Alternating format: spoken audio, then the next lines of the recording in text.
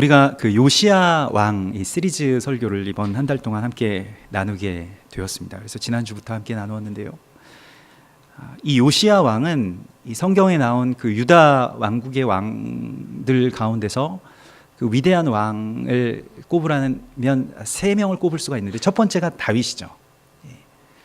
그리고 두 번째가 히스기야입니다. 그리고 세 번째가 요시야입니다. 그들은 다 다윗의 길을 따라서 정말로 하나님의 그 말씀대로 또한 그 나라를 살린 왕들입니다. 그래서 위기의 나라, 정말로 멸망해 가고 곧 꺼질 것 같았던 이 유다 왕국, 하나님의 나라를 다시 되살린 그러한 왕이 바로 이 요시야 왕이고, 그 중에서 이 요시야 왕은 정말 그 어린 나이에 8살이 된 나이에 그 즉위하여서 이 왕이 되고, 그리고 이 이스라엘, 이 유다의 위대한 왕이 되어서 멸망 직전에 있었던 유다 왕국을 다시 하나님의 나라로 되돌린 그러한 인물입니다.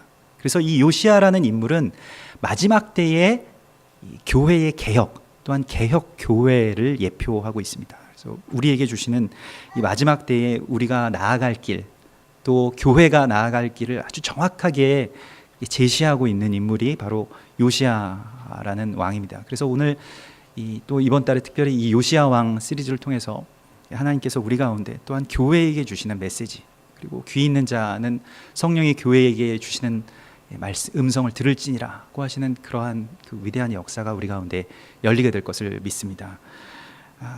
그 지난주에 나눴던 말씀은 이제 8살짜리 왕이 즉위하여서 정말 코올리게 어린아이의 모습으로 위기의 국가를 책임져야 되는 그러한 왕의 모습, 또 그 코올리게의 모습, 어린아이의 모습, 그 간극이 너무나도 커서 거기에서 나오는 괴로움, 또 어려움, 그리고 근심들을 우리가 함께 보았습니다. 그게 바로 우리의 모습이죠. 준비와 성숙이 이루어지기도 전에 부모가 되고, 또 어떠한 책임을 맡아야 되는 사람이 되고, 또 사역자가 되고, 또 하나님의 일을 하나님께서 맡기시는데 제대로 할 수 있는 능력이 갖추어지지 않은 채로 그러한 위치에 올라서서 책임을 져야 되는 그러한 우리 자신의 모습을 8살짜리 왕인 요시야가 대변하고 있는 것을 우리가 보았습니다. 그런데 지난주의 말씀 가운데서는 요시야가 다윗의 길을 따랐다, 좌로나 우로나 치우치지 않는 길을 따르고 그 선한 길, 그 다윗의 길, 그것은 말씀의 길이고 토라의 길인 것인데 그 길을 따랐다라고 그렇게 우리가 함께 나눴습니다. 그래서 성경에서 나오는 이 좌로나 우로나 치우치지 않는다는 말씀은 굉장히 귀한 말씀입니다. 그것은 그 좌로 치우친다라고 하는 것은 성경에서는 이 왼손, 좌 이러한 것은 악한 것을 말합니다. 그 죄악들을 말합니다. 염소나 뭐 상징적으로 이제 여자, 염소 이러한 것을, 그 왼손 이러한 것을 잘못된 길로 가는 것에 대해서 좌로 치우친다라고 이야기하고요. 우로 또 치우치는 길이 있는데 그것은 무엇이냐면 옳은 길이지만 말씀의 길이 아닌 것.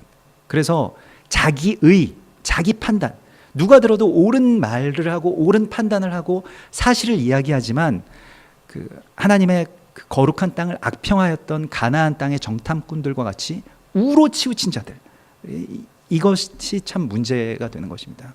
좌로 치우친 자들은 양심이 있기 때문에, 하나님이 우리 가운데 주신 양심이 그러한 것들을 걸리게 하기 때문에 자신이 죄인인 것을 알아요.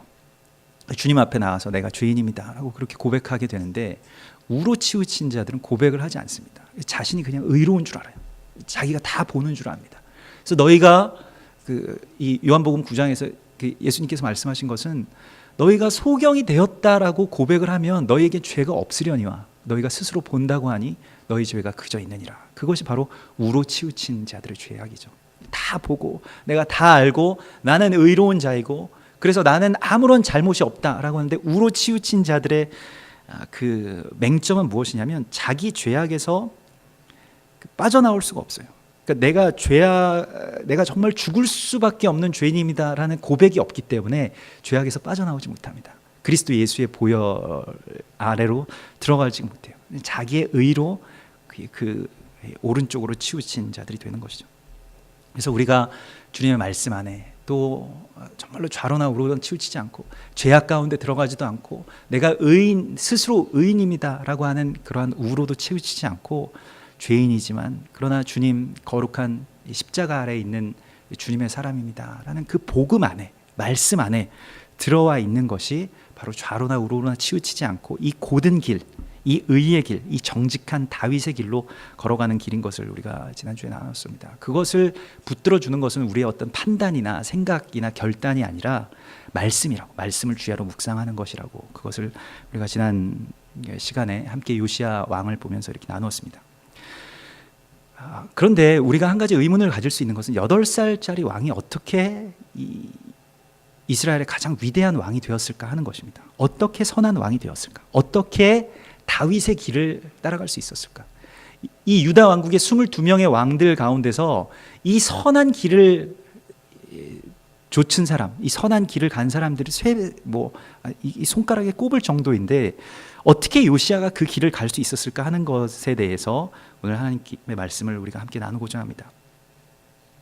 먼저는 우리가 지난주에 나누었던 것과 같이 요시야의 할아버지인 므낫세와 아버지인 이 아몬이라고 하는 왕은 둘 다 굉장히 악한 왕이었습니다. 특별히 이 므낫세는 너무너무 그 바벨론과 이 아수르 제국의 그 신들과 또한 그런 문화들을 이 유다 왕국에 끌어들여서 아주 거대한 신전을 만들고 또 그런 거대한 신상들을 만들고 그 앞에서 예배하는 그런 우상 숭배를 자행했던 인물이에요. 그러니까 큰 것, 놀라운 능력들, 권세, 통치 이러한 것으로 국가를 세워야 되겠다라고 생각했던 인물이 바로 므낫세입니다. 그런데 너무나도 그것이 악하여서 정말로 하나님께서 그 므낫세를 돌이키시기 위해서 바벨론의 포로로 끌려가게 하십니다. 그래서 이 바벨론의 포로로 끌려가서 겨우겨우 살아서 이제 목숨을 부지해서 돌아왔던 왕이 므낫세예요. 돌아온 다음에는 뉘우칩니다. 그래서 그 우상 숭배의 길로는 가지 않게 되었는데 그 므낫세의 말년에 그러한 잠시 그러한 돌이킴이 있었고 또 그를 이어서 왕이 된 이 아몬은 그 므낫세의 악한, 그러니까 요시야의 할아버지의 악한 길을 따랐던 왕입니다. 그래서 그저 죄악 속에 거하다가 2년 만에 신하들에 의해서 암살당한 왕이 바로 이 요시야의 아버지인 아몬입니다. 뭘 제대로 해보기도 전에 그렇게 신하들에 의해서 그 죽음을 당한 인물이 바로 요시야의 아버지 아몬이었습니다. 그래서 요시야에게는 아버지의 부재 속에서 오늘 성경이 증언하는 바는 빛나는 그 어머니의 존재였습니다. 아버지의 부재 가운데 있는 이 어머니의 존재를 오늘 하나님께서 우리 가운데 보기를 원합니다.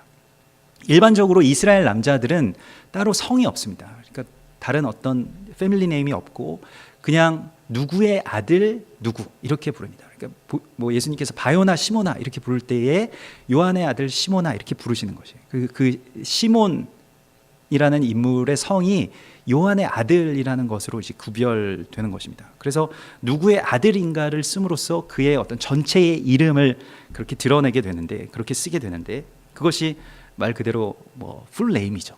그런데 오늘 요시야는 아버지 아몬의 아들 요시야라고 말을 하지 않습니다. 요시야의 이름을 쓸 때에 정말 감동적인 것은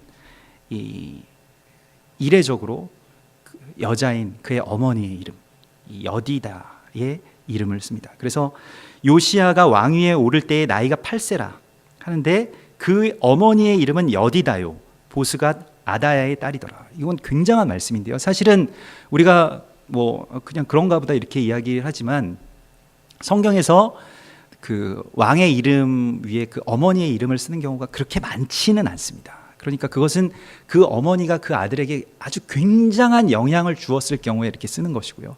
또 더 나아가서 그 어머니의 족보를 쓰는 경우는 거의 없습니다. 거의 드문 것이에요. 그런데 이 어머니의 아버지가 누구인지, 그리고 이 여디다의 아버지가 살던, 그러니까 이 어머니의 고향 땅이 어디인지까지를 아주 자세하게 밝히고 있습니다. 굉장히 이례적인 일이에요.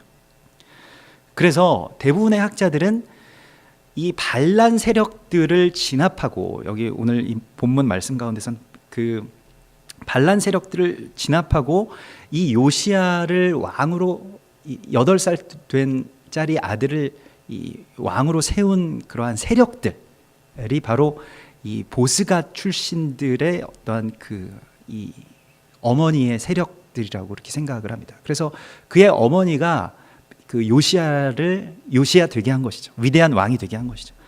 그러니까 오늘 요시야라고 하는 인물이 8살 때 즉위해서 위대한 왕으로서 성장해 나갈 수 있었던 그 배경에서 성경이 가장 주목하고 있는 바는 바로 그의 어머니의 존재였다는 것입니다. 근데 그의 어머니를 그러면 우리가 오늘 이 본문의 말씀 가운데서 살펴보면 어머니의 이름이 여디다라고 하는데, 이 여디다는 영어로 뭐 lovely, 사랑스럽다라는 뜻을 가진 인물입니다. 그래서 우리가 뭐 사랑스럽다라고 그렇게 할 때에 어떤 그 뭐 아름다운 왕비, 공주의 이미지, 어여쁘고 뭐 여린 그러한 왕비의 이미지를 그렇게 떠올릴 텐데요.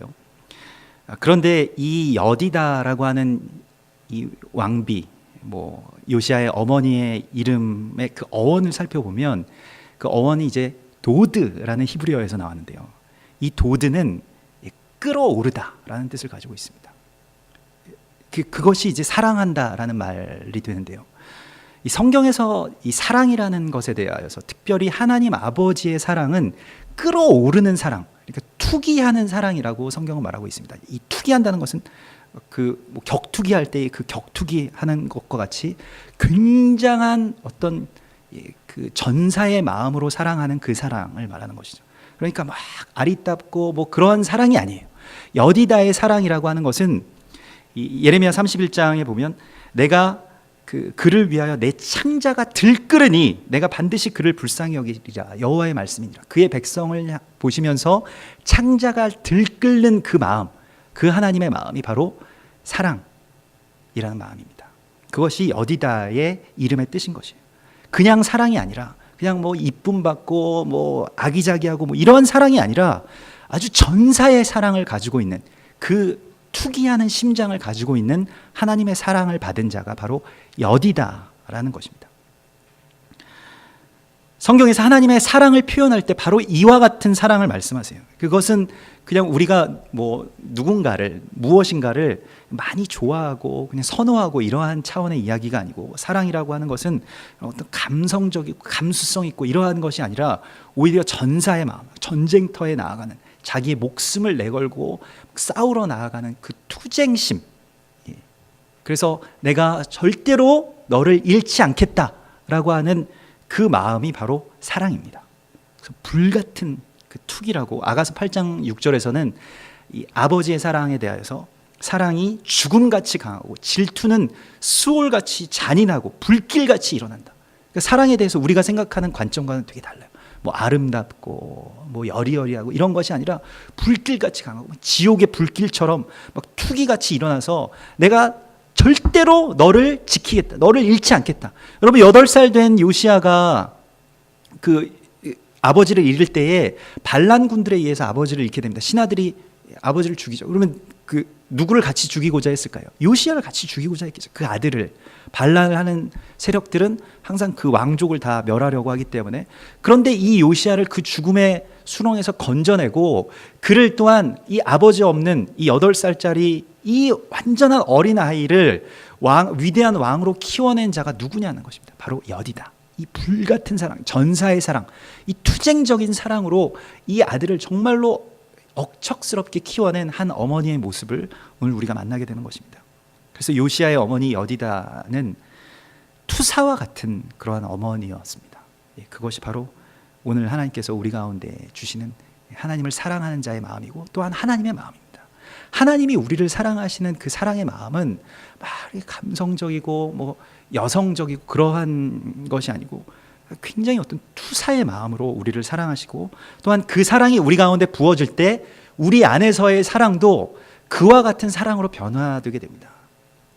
그래서 뭐 모든 어머니들이 위대하다고 할 때 바로 이러한 그 투사의 사랑을 가지고 있기 때문에 그 어머니들의 사랑을 강하다라고 이야기하죠.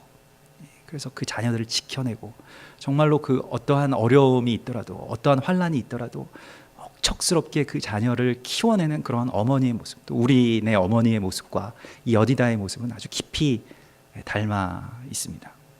여기에 감동이 있는 것이죠.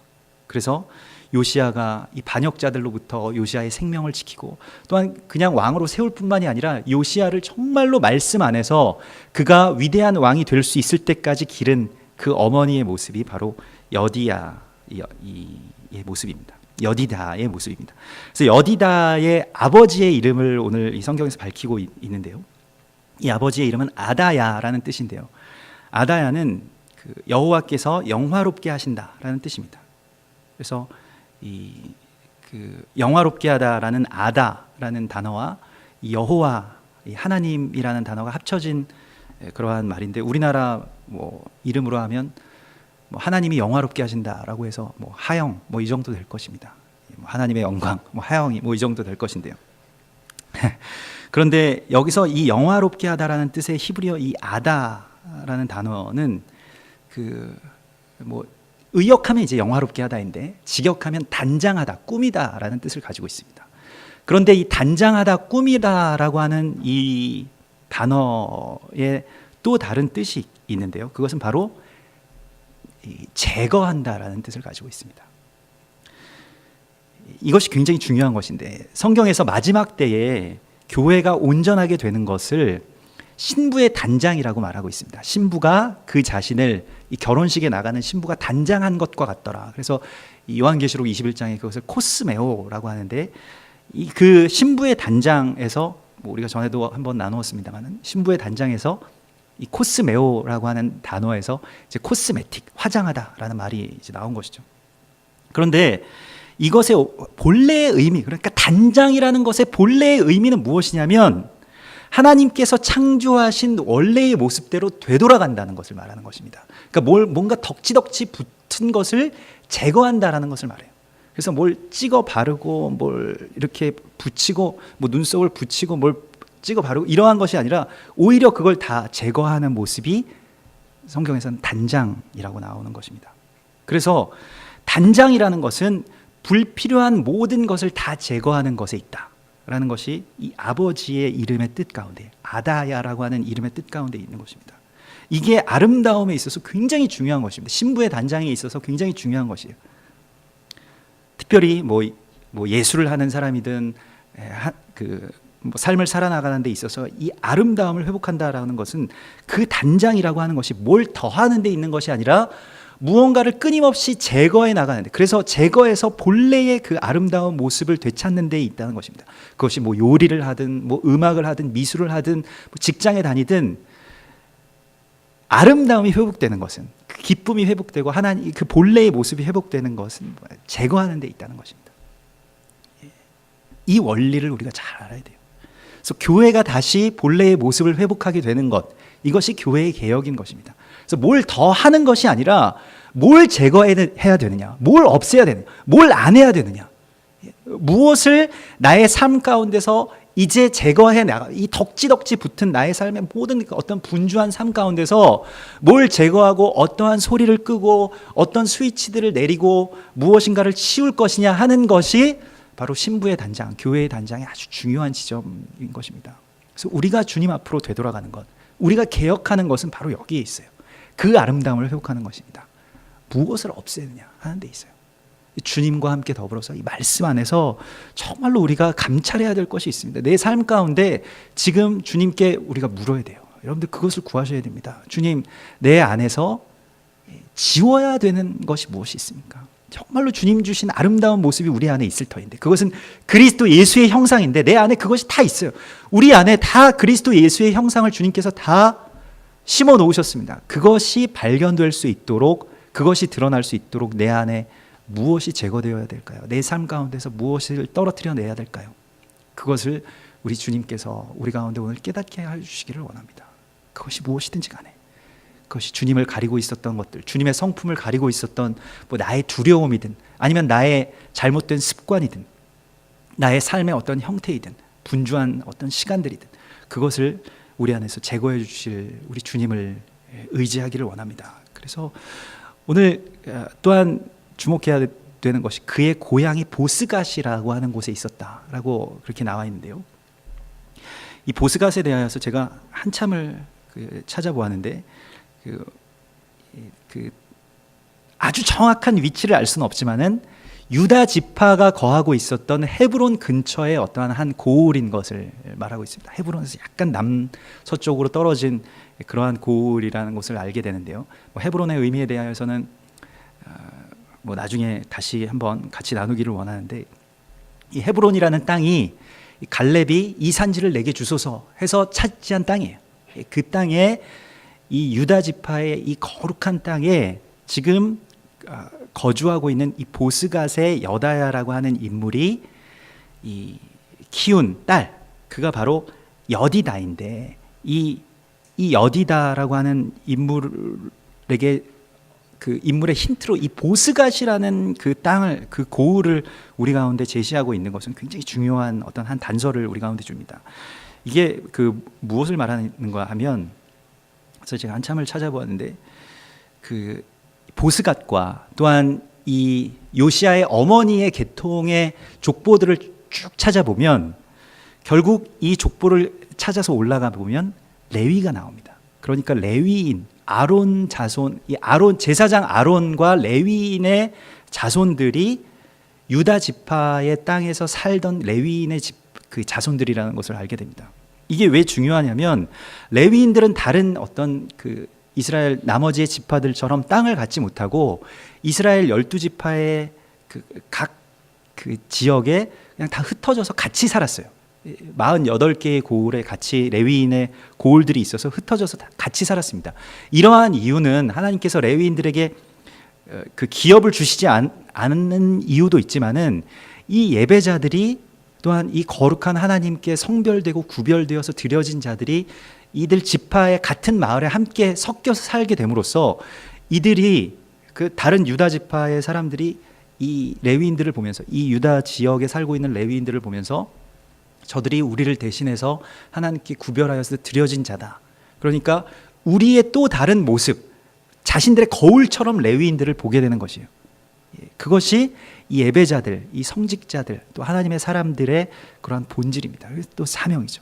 그러니까 멀리 떨어져 있어서 어디 산의 깊은 절간 같은데 뭐 그렇게 숨어 사는 사람들이 아니라 같이 생활하는 거예요.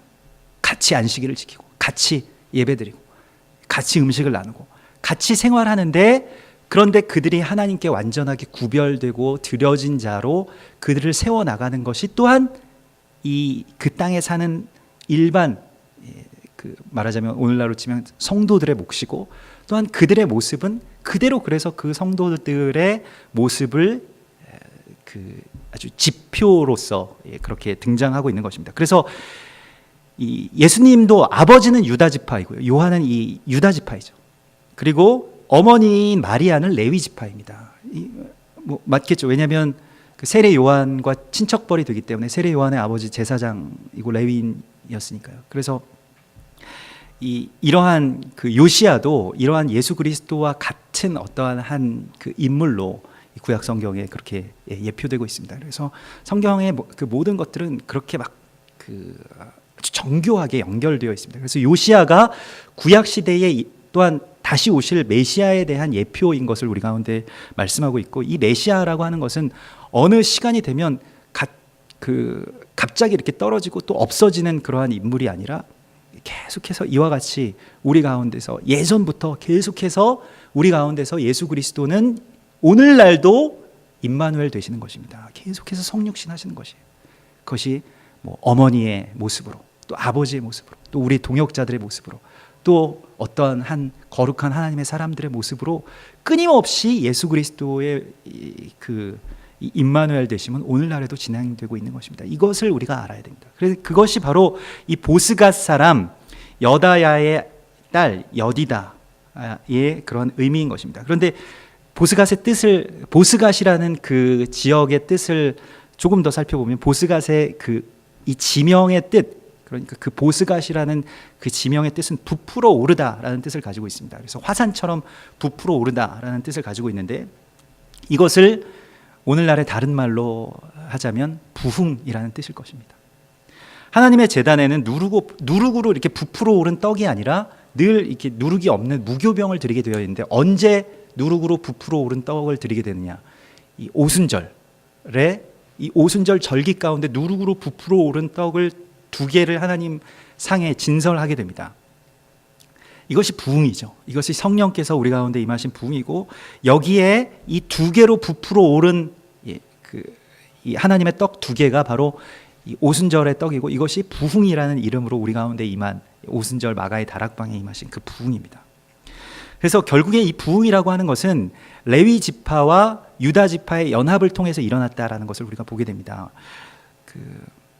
멸망해가는 유다 왕조를 다시 세울 돕는 배필인 이 여디다는 바로 이와 같이 말씀의 본질로, 또 예배의 본질로 돌이킨 바 되어서 자신을 단장한 교회, 곧 우리 이방의 교회와 또한 예배자들을 의미하고 있는 것입니다. 이와 같은 연합 속에서만 부어지는 기름 부으심이 있어요. 부흥은 실제로 그 초대교회의 부흥이 다 그러합니다마는 유대인들과 이방인들의 연합, 그러니까 그 유대인들과 온 이스라엘 된 그 흩어진 이방인들, 뭐 한국인이든 뭐 그리스인이든 어떠한 사람이든지 간에 흩어진 이스라엘로서의 온 이스라엘과 유대인들이 함께 연합하여서 하나님께 나아갈 때 놀라운 이 부풀어 오르는 부흥이 있는 것입니다. 그래서 실제로 우리가 뭐 지난번에도 우리 예배팀이 함께 이스라엘에 가서 예배를 드렸습니다마는, 함께 그렇게 유대인들과 또 세계 여러 각국에 온 분들과 이렇게 만나서 뭐 큰 집회가 아니지만은 그래도 우리가 함께 모여서 뭐 어떠한 예배의 처소에서 또 가정에서 또 뭐 거리에서 이렇게 예배를 드리게 되는데, 정말로 놀라운 것은 우리가 이 성전에서 드리던 그 예배와는 또 다른 어떠한 놀라운 기름 부으심을 계속해서 느낀다는 것입니다. 근데 이게 너무 좋고 이게 정말로 좋은 것인데, 이게 어떻게 정말로 말 그대로 뭐 설명을 할 수가 없어요.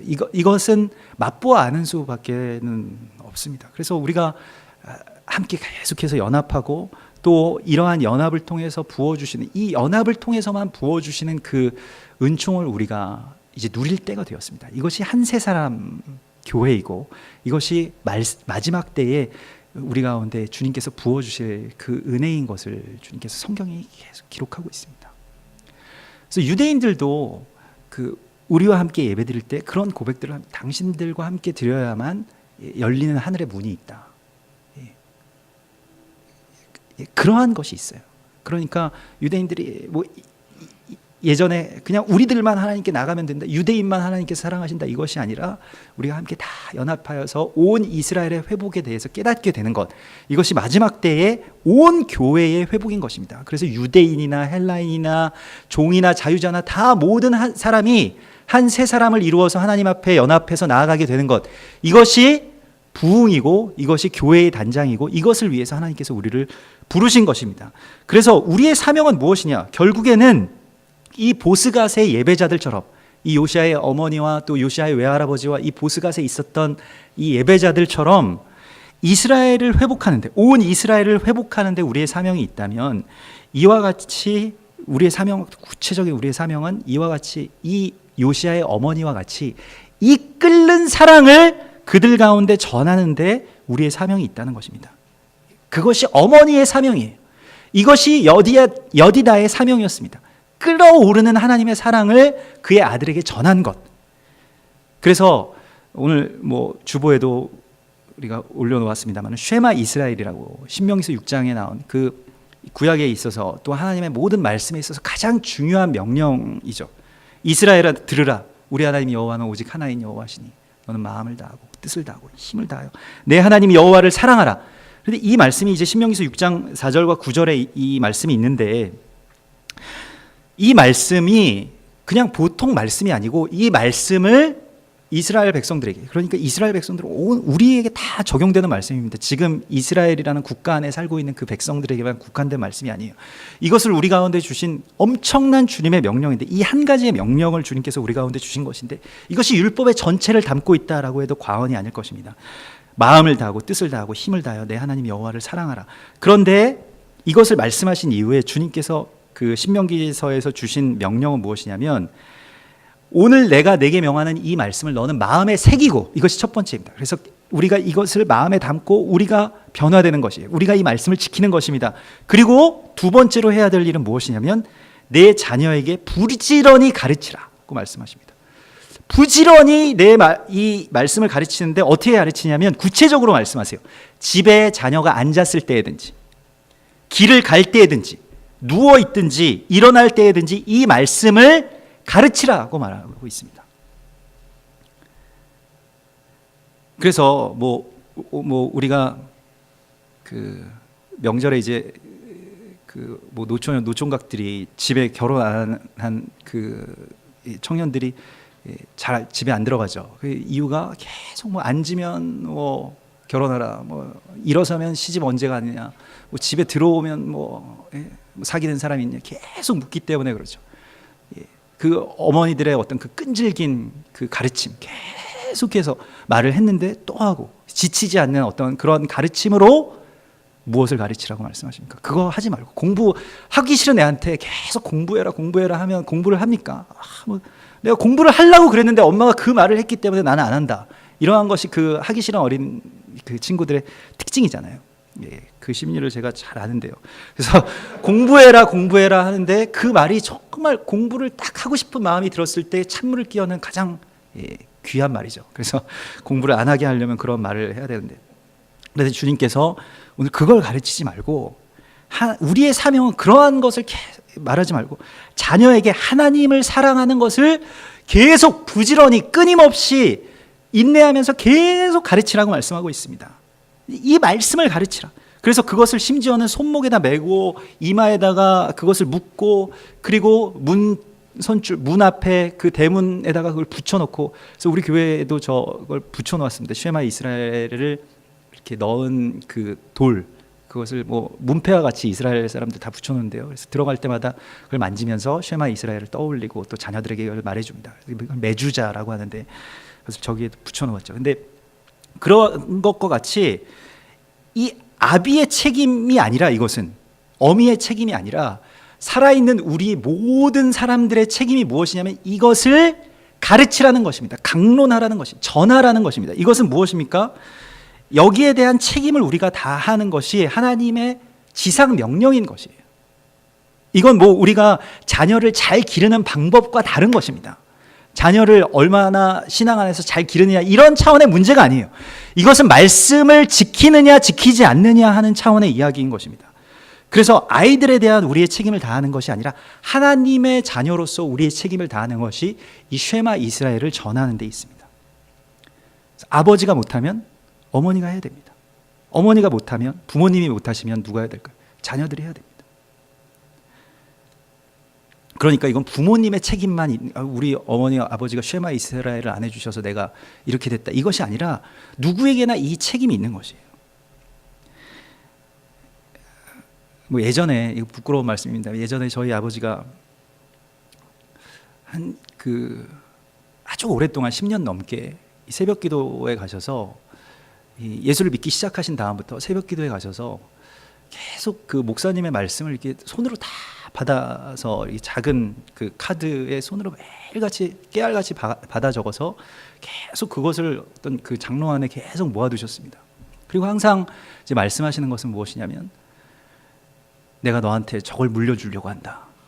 나는 너한테 저걸 줄 것이다. 내가 너 때문에 이걸 기록하고 있는 것이다. 매일 새벽마다 나가서 이걸 계속 보기만 해도 막 머리가 아파요. 그 작은 글씨로, 글씨도 잘 못 쓰시거든요. 근데 좀 악필이신데 그거를 계속 깨알같이 써가지고 그 카드를 계속 이제 모아놓으셨습니다. 그게 뭐 10수년이 되니까 이 한 그 작은 장이 이제 거의 다 차게 되었는데, 제가 어느 날에는 그걸 물려주시겠다고 하셨어요. 그때 초등학생인지 중학생이었을 때였는데 제가 그랬어요. 아빠, 일단 그건 다 좋은데 일단 워크맨 하나 사주세요. 그래서 남들은, 다른 애들은 뭐 소니다, 아이와다 뭐 이런 워크맨들 막 이렇게 듣고 이렇게 하는데, 아버지는 뭐 그런 거 사줄 생각은 안 하고 저런 뭐 말씀 카드들을 적어온 그걸 물려주시겠다고 하니까, 내가 원하는 걸 줘야지 아버지가 원하시는 걸 주시면 어떡합니까? 제가 그렇게 나는 별로 그런 거 필요 없다고, 워크맨이나 사줘요, 뭐 이렇게 얘기했던 기억이 납니다. 그런데 그러한 것들이 다 제게 그렇게 물려지는 것이죠. 그 자녀에게 물려지는 것이죠. 그래서 그 작년에 한 20년 만에 그렇게 그 아주 초창기 때부터 저희 부모님과 이렇게 함께 뭐 그런 교도소 선교를 하시던 그런 모임이 있어요. 그래서 한 달에 한 번씩 이렇게 같이 모여서 교도소 선교도 하시고 이렇게 모이시는 그 모임에 이제 제가 목사가 됐다고 이제 그 불러주셔서 설교를 하게 됐습니다. 그러니까 아주 어린 코 흘리기 때부터 저를 본 분들이시죠. 그 어른들 앞에 가서 이제 설교를 하게 되었는데 20년 만에 만난 분도 있고 그래서 그렇게 설교를 하게 되었는데 하나님께서 정말 어려웠어요. 사실은 어머니 아버지 앞에서 설교하는 것도 어렵고 또 그러한 그 동역자 분들 앞에서 그 어르신 분들 앞에서 무슨 설교를 할 수가 있을까. 그런데 기도를 하는데 하나님께서 떠올리게 하신 어떤 말씀이 있었습니다. 그것은 놀랍게도 그 20여 년 전에 우리 집에서 모여서 예배 드리실 때에 그 옆에 앉아서 뭐 장난치고 막 돌아다니고 막 예배 방해하고 그랬던 제가 들었던 말씀이 생각이 나더라고요. 그래서 그때 우리 집에 여러분들 오셔서 어르신들 오셔서 같이 나누셨던 말씀이 바로 이 말씀입니다 라고 이렇게 설교를 했어요. 굉장히 다들 깜짝 놀라시더라고요. 저도 사실은 깜짝 놀랐습니다. 왜냐하면 제가 기억력이 이렇게 좋지 않거든요.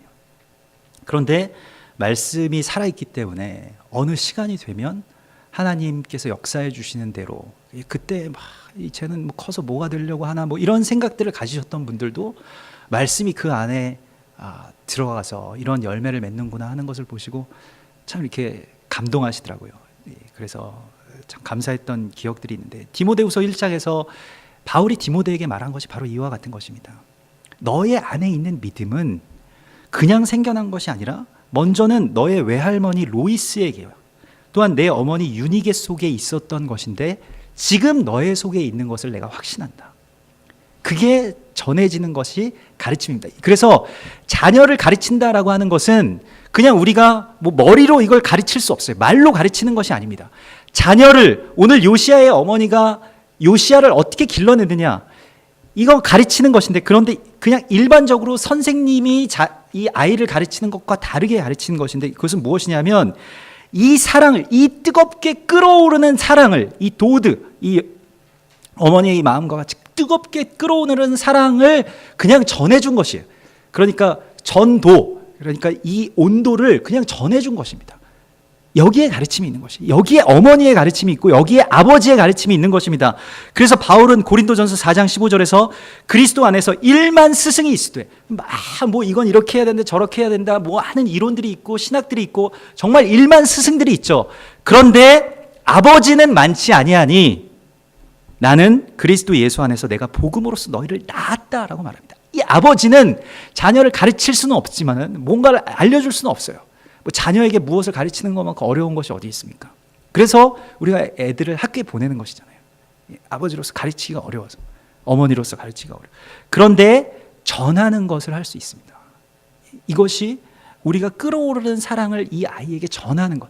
그래서 뭐가 이건 이렇다 저건 저렇다 이것이 아니라 내가 하나님을 얼마나 사랑하는지, 하나님이 나를 얼마나 사랑하시는지를 알고 거기에서 우리가 뜨거워져 있으면 그것이 그냥 전해지게 된다는 것입니다.